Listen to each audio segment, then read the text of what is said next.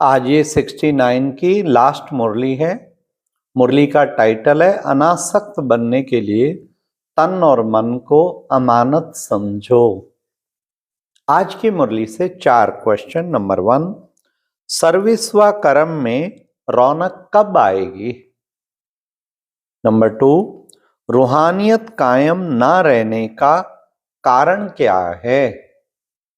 Number 3, औरों के संकल्पों को रीड कब कर सकेंगे? लास्ट, विश्व के महाराजन बनने वालों की क्या निशानी होंगी? बहुत इंटरेस्टिंग मुरली है, काफी पुरुषार्थ की बातें और विश्व महाराजन बनने के लिए भी क्वालिफिकेशन और सदा रूहानियत में रहें उसकी भी विधि है। तो सुनते हैं 25 दिसंबर 69 की मुरली। अनासक्त बनने के लिए तन और मन को अमानत समझो। बाप दादा को कहाँ बुलाया है और किस लिए? अभी कहाँ बैठे हो? मधुबन में तो हो, लेकिन मधुबन में भी कहाँ बाप आए हैं? फुलवाड़ी में बैठे हो या महफिल में? बाप दादा रूहों को देख रहे हैं और साथ साथ हर एक फूल से निकले हुए रूह की खुशबुएं भी ले रहे हैं। जैसे वह लोग फूलों से एसेंस निकालते हैं, उनको रूह कहते हैं। उनकी खुशबू बहुत अच्छी और मीठी होती है। तो यहां मधुबन में रहते भी आज रूहानी दुनिया का सैर कर रहे हैं। आप सभी को भी रूहानी रूप में रह करके हर कर्म करना है, तब सर्विस में व कर्म में रौनक आएगी। अभी नवीनता चाहते हो ना? वह जैसे चल रहे हैं उसमें संतुष्ट हो। नई रौनक तब आएगी जब हर कर्म में, हर संकल्प में, वाणी में रूहानियत होगी। पता लगा पहले प्रश्न का उत्तर? सर्विस में रौनक कब आएगी?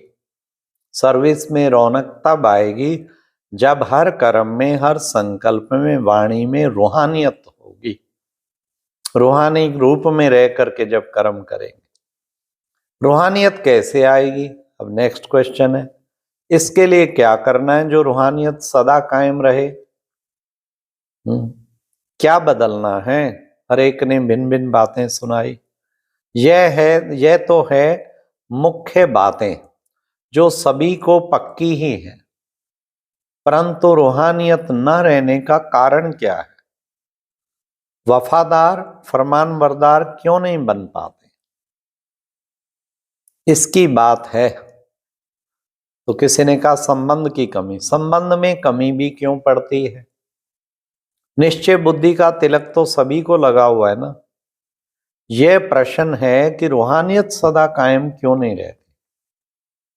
अब उत्तर सुनिए, बाबा उत्तर दे रहे हैं सेकंड क्वेश्चन का। रूहानियत कायम ना रहने का कारण यह है कि अपने और दूसरे को जिनकी सर्विस के लिए हम निमित्त हैं, उन्हों को बाप दादा की अमानत समझ कर चलना। जितना अपने को और दूसरों को अमानत समझेंगे तो रूहानियत आएगी। अमानत ना समझने से कुछ कमी पड़ जाती। मन के संकल्प जो करते हैं वे भी ऐसे समझ करके करें कि यह मन भी एक अमानत है। इस अमानत में ख्यानत नहीं डालनी। बाबा ने कहा अमानत में ख्यानत नहीं, अमानत समझ के करें। दूसरे शब्दों में आप औरों को ट्रस्टी कहकर समझाते हो ना, उन्हों को ट्रस्टी कहते हो, लेकिन अपने मन और तन को और जो कुछ भी निमित्त रूप से मिला है, चाहे जिज्ञासु मिले हैं, सेंटर है व स्कूल, कोई भी वस्तु है, लेकिन अमानत मात्र है। अमानत समझने से इतना ही अनासक्त होंगे, बुद्धि नहीं जाएगी। अनासक्त होने से ही रूहानियत आएगी। इतने तक अपने को क्षमा पर मिटाना है। मिटाना तो है, लेकिन कहां तक? यह मेरे संस्कार हैं, ये मेरे संस्कार शब्द भी मिट जाए, मेरे संस्कार फिर कहाँ से आए, मेरे संस्कारों के कारण ही ये बातें होती हैं। इतने तक मिटना है, जो कि नेचर भी बदल जाए। जब हरेक की नेचर बदले तब आप लोगों के अव्यक्ति फीचर्स बनेंगे। संगम युग की संपूर्ण स्टेज की पिक्चर्स क्या है, फरिश्ते में क्या विशेषता होती है। एक तो बिल्कुल हल्कापन होता है। हल्कापन होने के कारण जैसी भी परिस्थिति हो वैसी अपनी स्थिति बना सकेंगे। जो भारी होते हैं वे कैसी भी परिस्थिति में अपने को सेट नहीं कर सकते। एक तो फरिश्तेपन की मुख्य विशेषता हुई कि वे सभी बातों में हल्के होंगे, संकल्पों में भी हल्के, वाणी में भी हल्के और कर्म करने में भी हल्के, तो संबंध में भी हल्के रहेंगे। इन चार बातों में हल्कापन है तो फरिश्ते की अवस्था है। अब देखना है कहाँ तक इन चार बातों में हल्कापन। जो हल्के होंगे वे एक सेकंड में कोई भी आत्मा के संस्कारों को परख सकेंगे और जो भी परिस्थिति सामने आएगी उनको एक सेकंड में निर्णय कर सकेंगे। यह है फरिश्तेपन की परख। जब ये सभी गुण हर कर्म में प्रत्यक्ष दिखाई दें तो समझना अब संपूर्ण स्टेज नजदीक है। साकार रूप की संपूर्ण स्टेज किन बातों में नजर आती थी? मुख्य बात तो अपने संपूर्ण स्टेज की आपे ही परख करनी है इन बातों से। इस ग्रुप का मुख्य गुण कौन सा है? वह ग्रुप था यज्ञ स्नेही और यह ग्रुप है यज्ञ सहयोगी। यह सहयोगी में तो सभी पास हैं, बाकी क्या करना है। ऐसी भी स्थिति होगी जो किसके मन में जो संकल्प उठेगा वह आपके पास पहले से ही पहुंच जाएगा। बोलने सुनने की आवश्यकता नहीं, लेकिन यह तब होगा जब औरों के संकल्पों को रीड करने के लिए अपने संकल्पों के ऊपर फुल ब्रेक होगी। ब्रेक पावरफुल हो। अगर अपने संकल्पों को समेट ना सकेंगे तो दूसरों के संकल्पों को समझ नहीं सकेंगे। इसलिए सुनाया था कि संकल्पों का बिस्तर बंद करते चलो।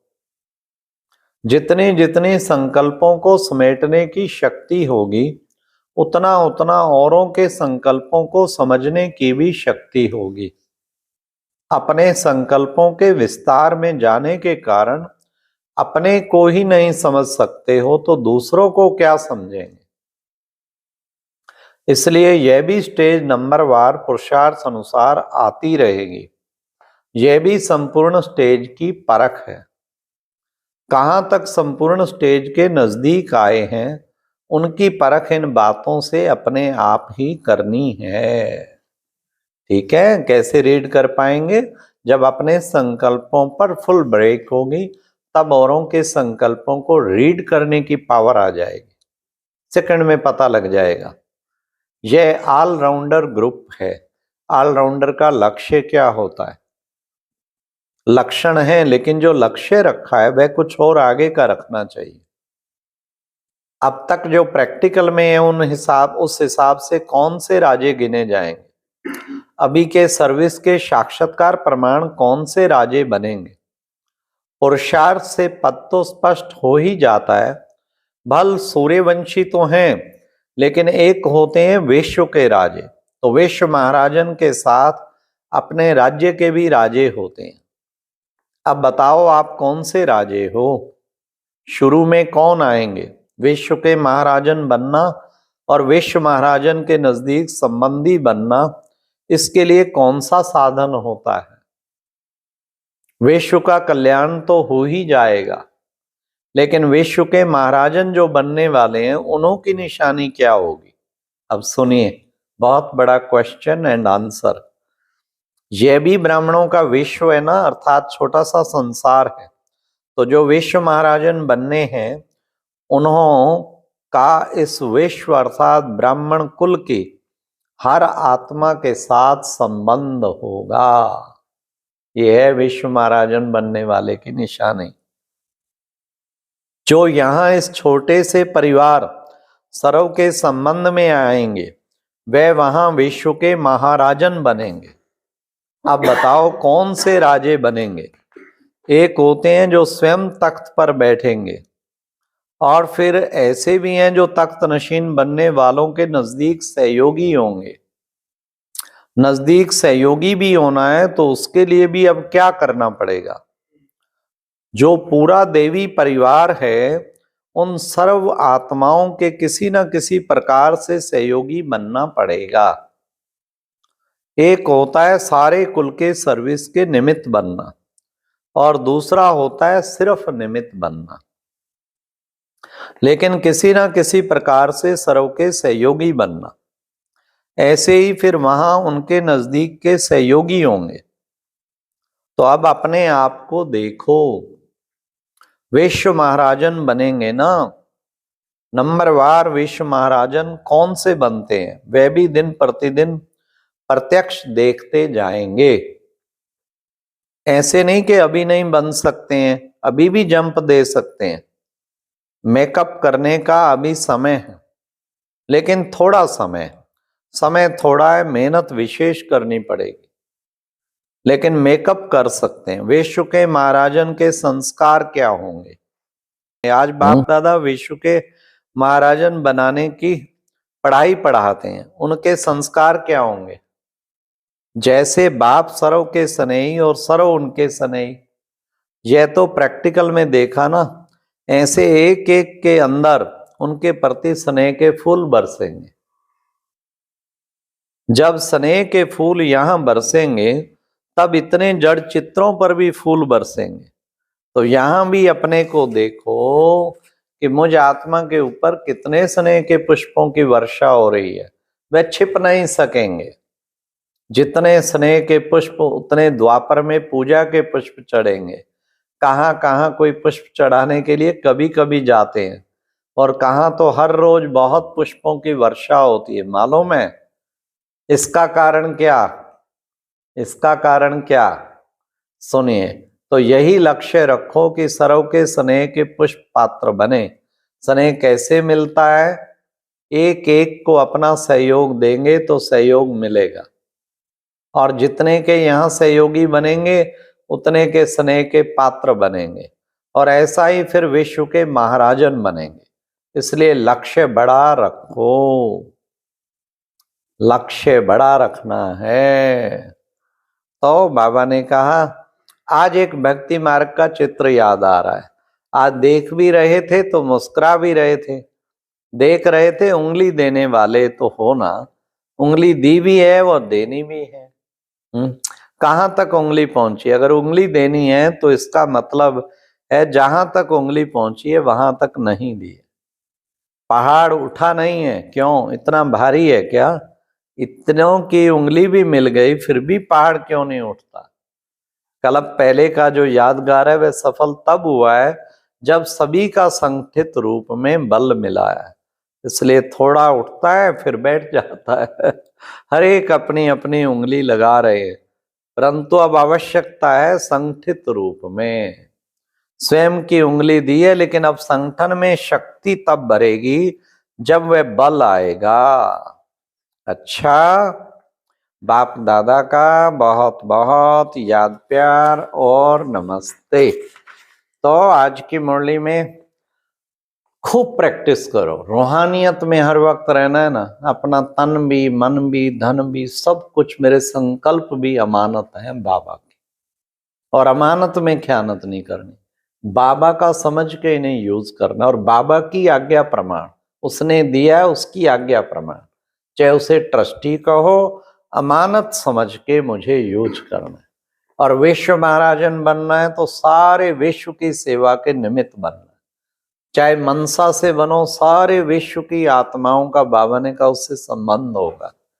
तो ये दोनों बातें इतनी इंपॉर्टेंट थी आज की मुरली में, जिससे हम अपनी बहुत ऊंची स्थिति बना सकते। सदा अमानत समझ के चलो। शरीर अमानत, मन अमानत, सब कुछ अमानत। सारा दिन यही प्रैक्टिस करो ना, बाबा की अमानत यूज कर रही हूं, मेरा नहीं है, बाबा का है, बाबा का है। और विश्व की हर आत्मा की सेवा कर। अच्छा, ओम शांति। और अब यह एक बहुत अच्छी वीडियो भी जरूर देखें।